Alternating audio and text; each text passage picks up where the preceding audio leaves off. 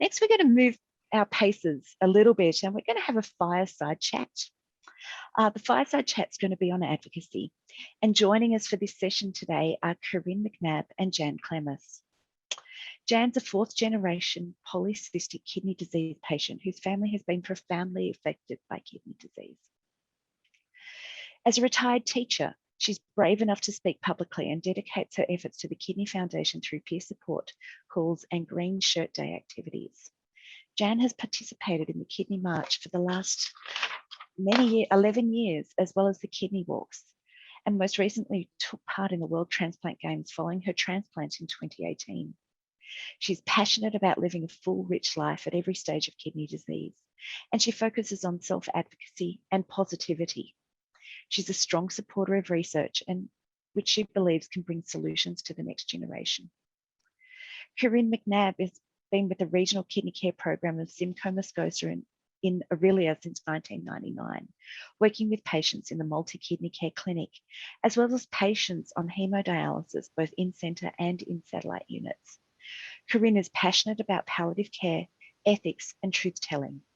She is the clinical palliative care champion for the Ontario Renal Network and is currently the president of the Canadian Association of Nephrology Social Workers.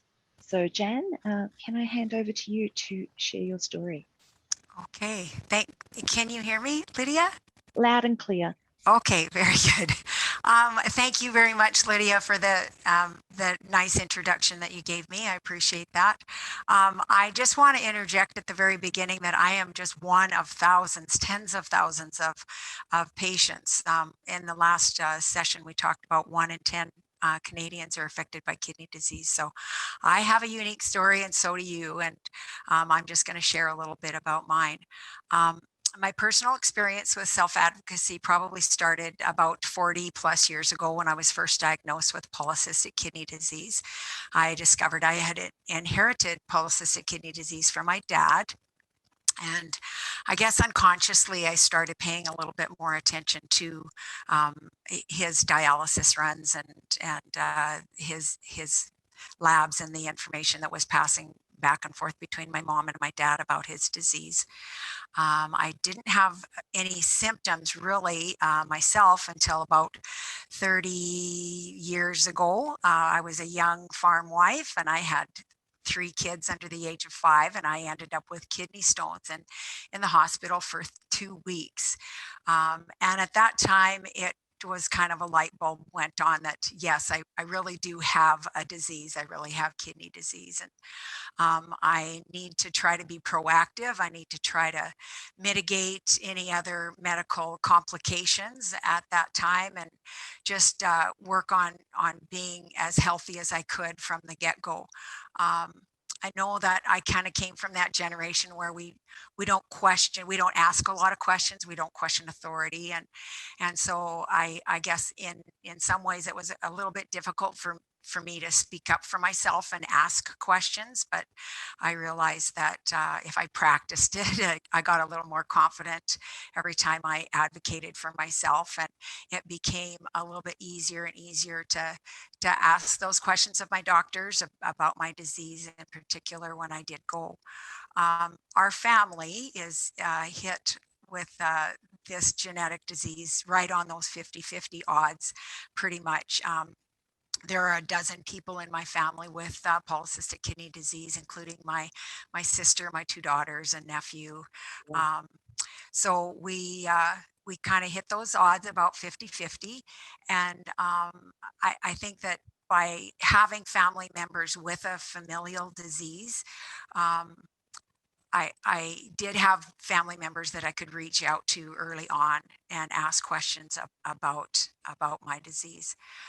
One of my cousins became involved in and aware of some polycystic kidney research studies that were going on down in Atlanta, Georgia.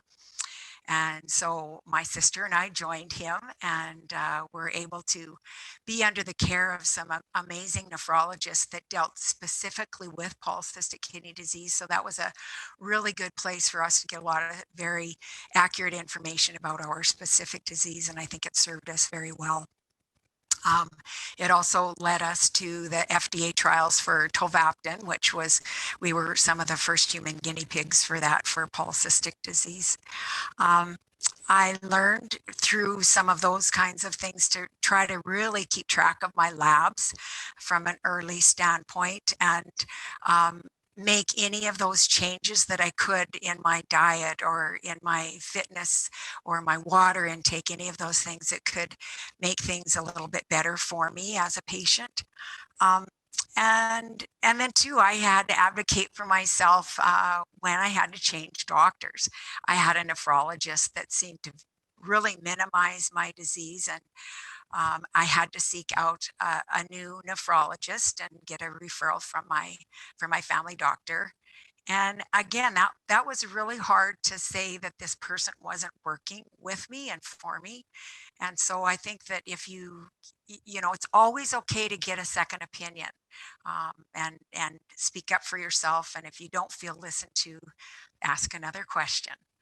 Um, Another way that I was able to advocate for myself was just through taking my adult children with me to my appointments, and then I got another take on what the doctor had said, or they were able to ask questions that I maybe didn't think of, and be prepared when you go to the doctor with a written list of questions. That's always a great idea as well. And then through things that the Kidney Foundation sponsors, like the Kidney Walk and Kidney March, there are hundreds of people at Kidney March, and we're all on the same page because we have that kidney connection and we become a family. And um, some of my best friends came from that Kidney March family. One, excuse me, one gal in particular, she became my mentor, and she just guided me through the renal failure and the family history, because hers is a very similar case, through the dialysis and the transplant. She just took me step by step. And another very, very close friend from Kidney Foundation and Kidney March had a double nephrectomy the year before I needed one. And so she phoned me and she came to see me in the hospital, and she encouraged me to that I could do this and I was going to get through it. And so I really can't emphasize enough those support systems that we can find within our own family or our own kidney community.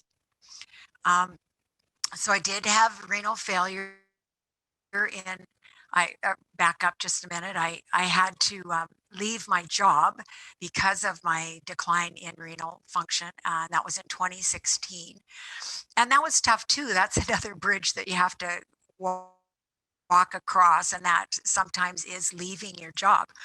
Or many of you are sick and you don't have the opportunity to leave a job, and you have to continue work with very poor health. And so those are difficult things to try to navigate. I was able to go on to disability and was able to focus on my health and hold off dialysis for a whole nother year. And I had renal failure 4 years ago next week. So it's been 4 years since I started dialysis. The dialysis start was sudden and quick, as with many of you, and it was quite daunting.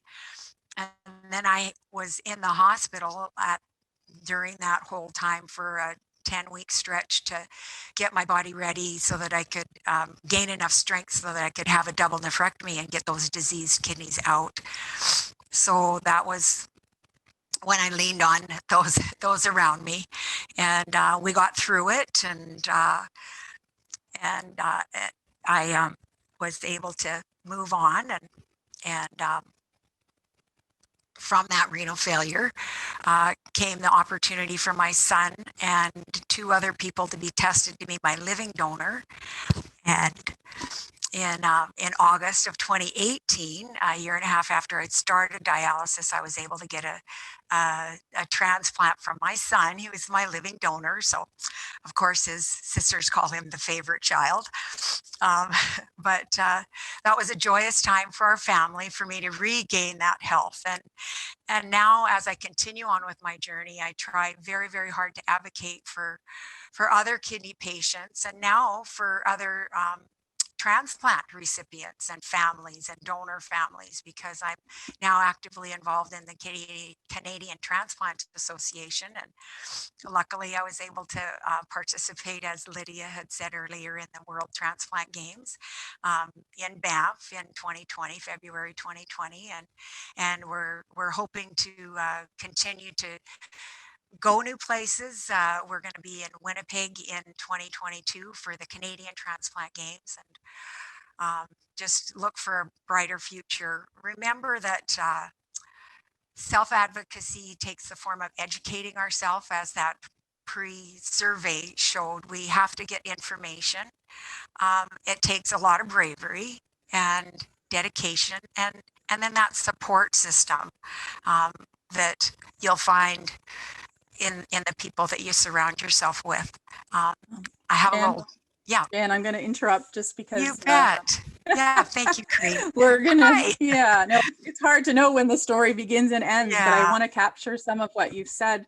It's quite a story. So we decided we were going to have a fireside chat. Jen and I are old friends from about 3 weeks ago, right?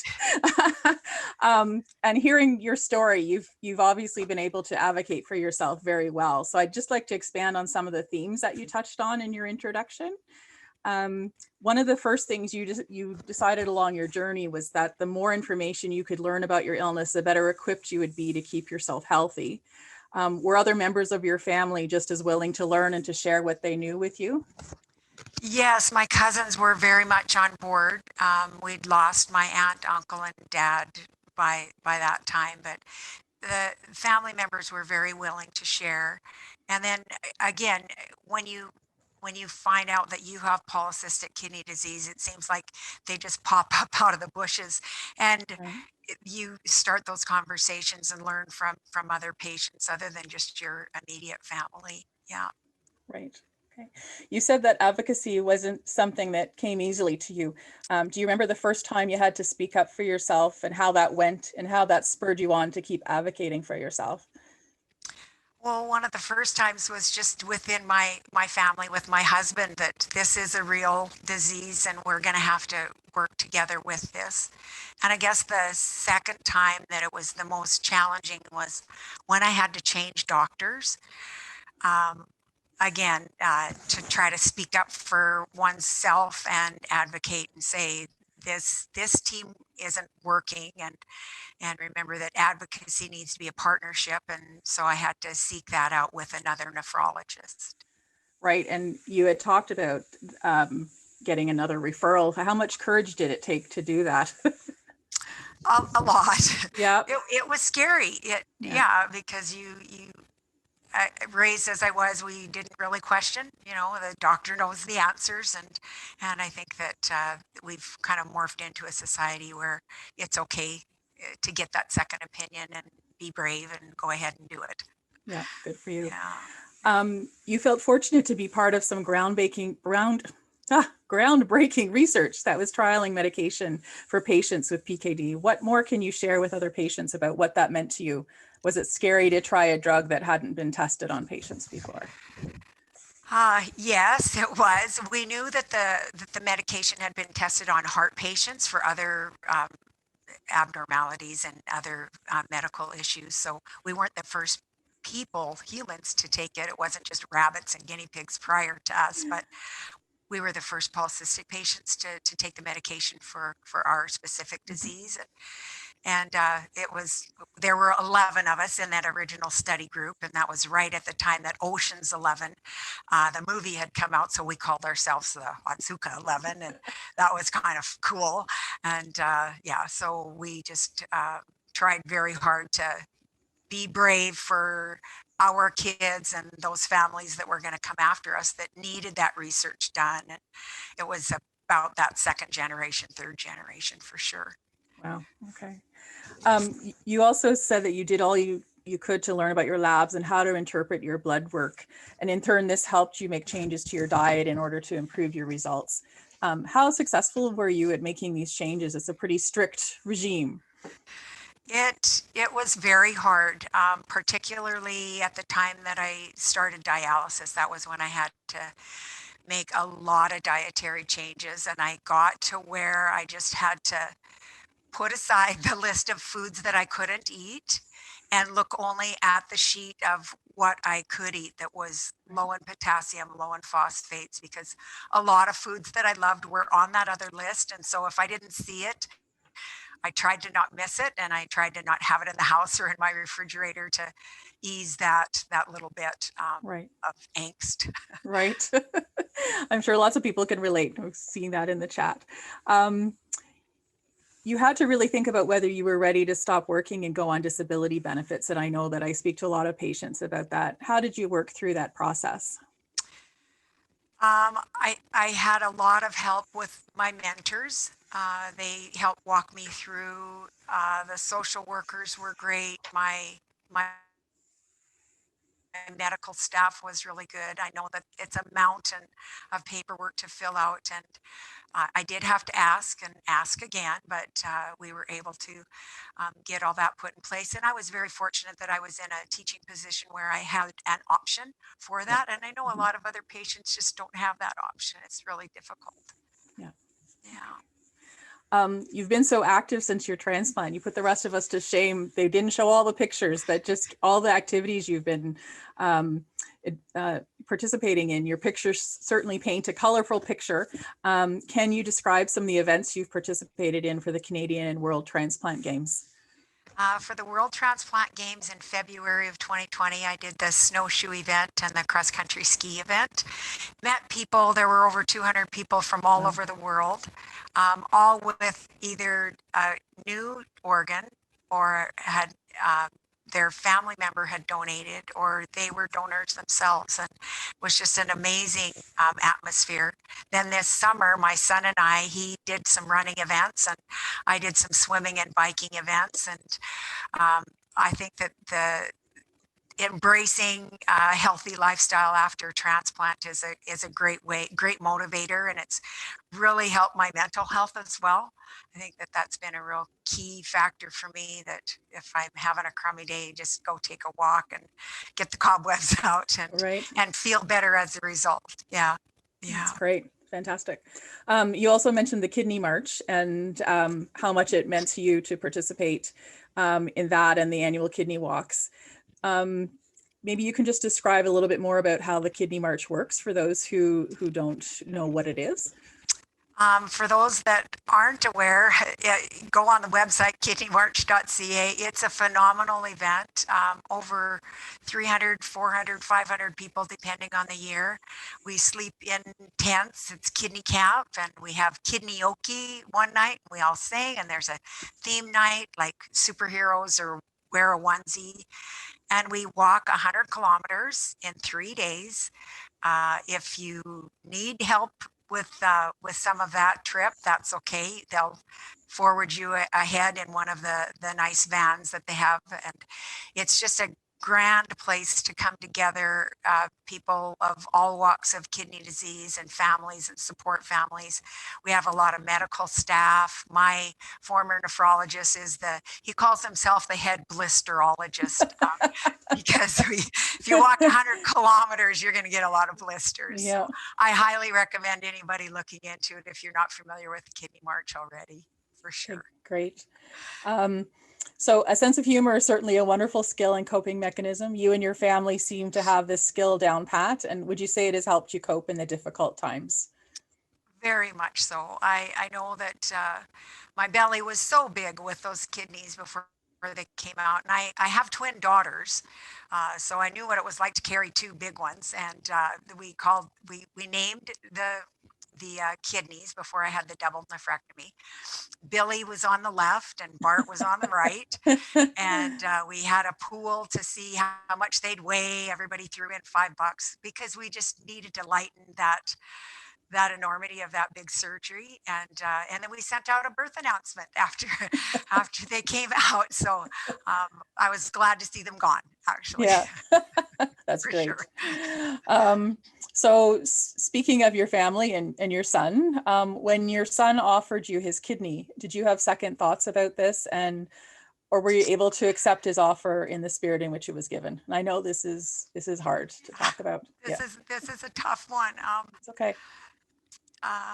Yeah, because I have two daughters that are also affected with polycystic kidney disease, there's always that thought, should he not wait and give it to one of his sisters if they were to need it? And we as a family believe really strongly in research, and we think that in 30 years, when my daughters are at that juncture in their lives, that we will have more options for them. So when Blair came forward to offer his kidney, we sat down as a family and discussed it. And it was something he really wanted to do. And he just wanted to be the favorite child, maybe. Yeah. But in all actuality, it was very humbling to accept his offer. But I have just an amazing life after transplant, and very, very grateful for my son. Right. So along with your family, you mentioned, that you have a real support team. Can you tell us how you built that team and who's on it and why is that important? I think you touched on that a little bit before. Sure. Most of them come from the Kidney Foundation family, from Kidney Walk and from Kidney Foundation staff, and from Kidney March particularly, because when you walk at Kidney March, it seems like you walk an hour with one person and then you take a little break and then you walk another hour with a different person. So it really lends itself to meeting lots and lots of people, and then they come back year after year after year. Yeah. So we check up on each other and we keep in touch when it's not Kidney March time, and encourage one another and see each other through the thick and the thin. And we've lost some Kidney March members as well, and we've lost family members too due to the disease. And having a support system is just a really integral part of climbing through those dark times and coming through on the other side. Right. Thank you. So you're now a peer support volunteer yourself in your spare time. Is it important for you to give back in this way?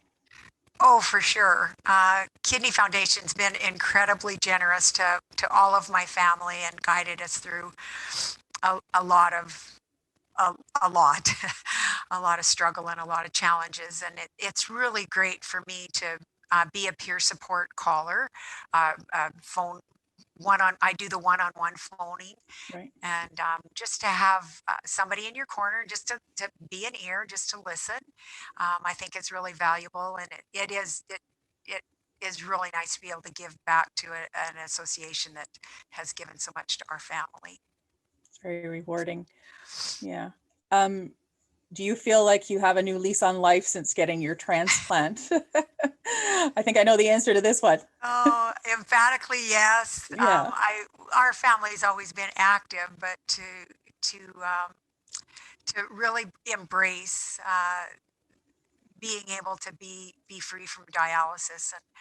And I know that even with dialysis, like I kind of followed the lead that my dad and my sister had taken, and didn't let that stop me completely from having a full life. My dad had a used Holiday Rambler, and he put his kidney dialysis machine in it and just went. Right. And my sister did the same. She's was on peritoneal dialysis and now has switched over to hemo, but she would pack up her supplies and drive across the border and come, and she stayed with me when I was sick. So we try to not let those obstacles get in our way too much, and just live every day to the fullest. Right. So the folks you've met and befriended while on dialysis become like another family. And was it strange to go back and see people on dialysis, or how is that? Yeah, it's bittersweet, because you almost have that guilt survivor in some ways. You feel like I'm not here tied to the machine, and that is challenging. And I did go quite often prior to the pandemic, and would go and visit. And unfortunately, that's just not possible right now. But I do plan to go back, and you get to know the renal staff and the nurses that are going to have add a baby to their family. And again, that's a whole nother family that you find so much support. They got me through a lot of really challenging dialysis runs. I had some real doozies, Right. and they had my back every time. They're so professional, and they're so well trained, and they're just an amazing. Any dialysis unit that I went to, whether it was British Columbia, Edmonton, Slave Lake, Tabor, or not Tabor, but Lethbridge, Calgary, they're very, very skilled staff, and you're in good hands for sure. Well, I think you probably are a good patient too. So now I think we have another poll question for everyone, if that's something that could be pulled up. Well, people are reaching out for accurate information. That's really, that's heartwarming to know that Yes. people are looking for that, for Exactly. sure. Yeah. Definitely. Yeah, I think that one wins. The question was, what would have been helpful to know as you navigated the kidney care system? And yeah, definitely reliable websites exist. Namely, the Kidney Foundation website is a really good one too. Just have one more question. We have time. You mentioned travel. Was it difficult to organize, and did it feel, you said you had good treatments everywhere, but did it feel at all uncomfortable going to unfamiliar units and seeing people and seeing nurses you didn't know? Were you nervous at all? I guess maybe the first time, but I had been at a couple of different units in Calgary prior to getting settled in Lethbridge, and they are very much the same. They have, small, some are bigger, some are smaller, Mhm. some are a little bit more intimate. But the staff at every unit was just exceptional, very, very professional. And it was not difficult to arrange. I tried to give plenty of advance notice, 3 to 4 weeks advance notice, and the arrangements were all made by the dialysis unit. I didn't have to do anything except Oh, tell them that just put a request in. right. So don't let that, stand in your way of still having a life. Right. Yeah. Kidney disease doesn't have to define us. It's just a part of our life. Amen. Right. Yes. Yes. Any final words of wisdom for folks out there navigating their own journey through kidney disease? Oh yeah, supports.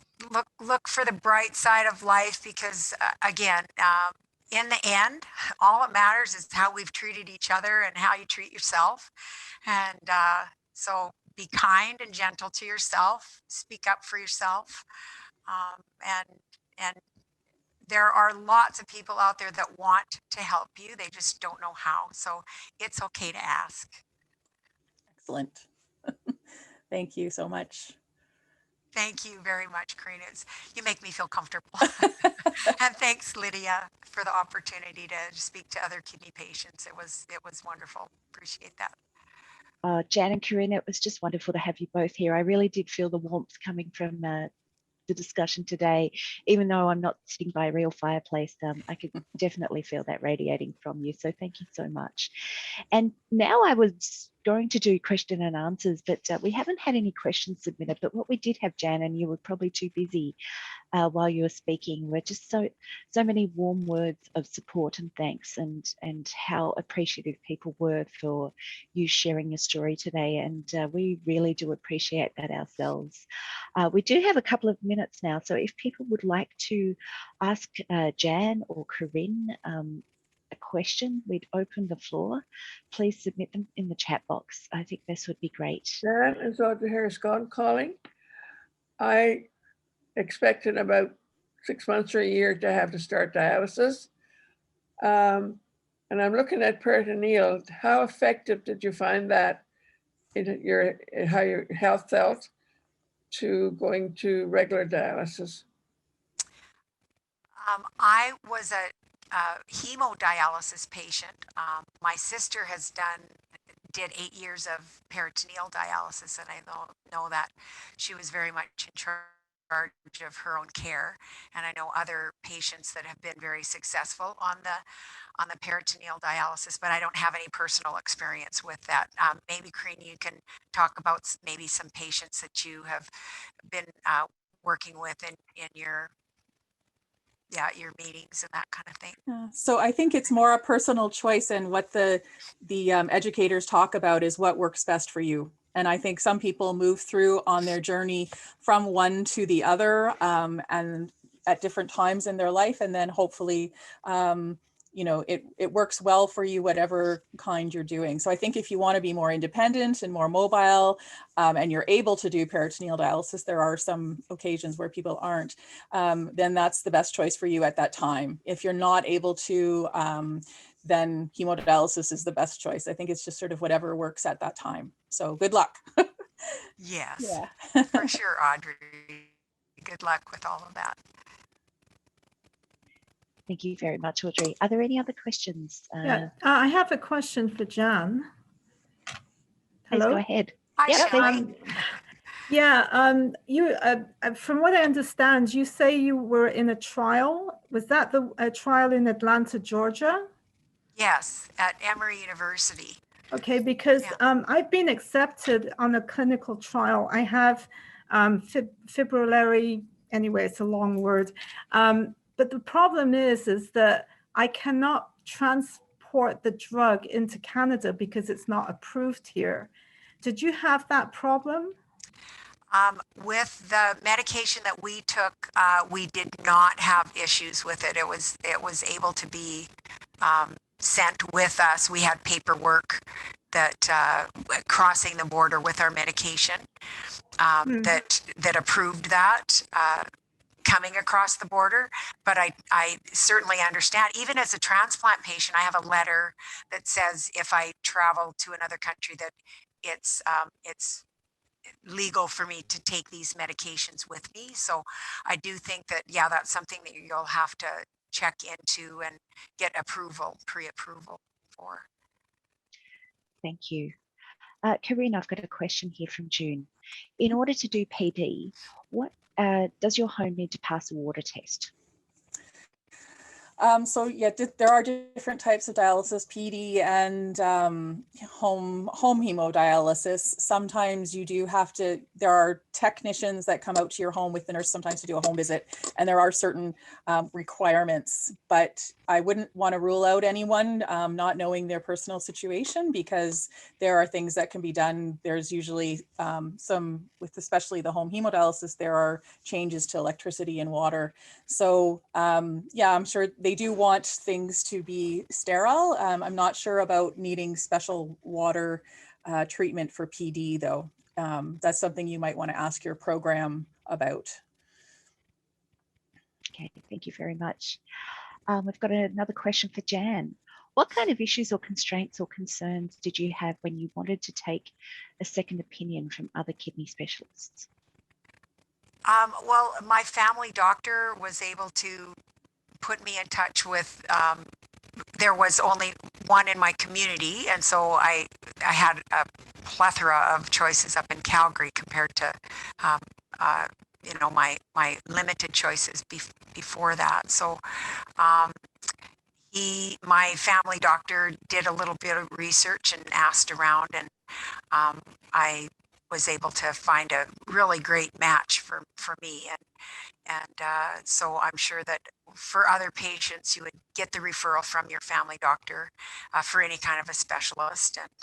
And again, that's a great time, that a great topic of discussion sometimes at Kidney Walk or Kidney March, where you can talk to other people that have maybe the same disease that you have, that you're trying to look for a nephrologist that has expertise in that particular disease, whether it's IgA nephropathy or maybe diabetes or whatever. So you can ask around, and I know that there's a lot more information online now than there was 30 years ago too.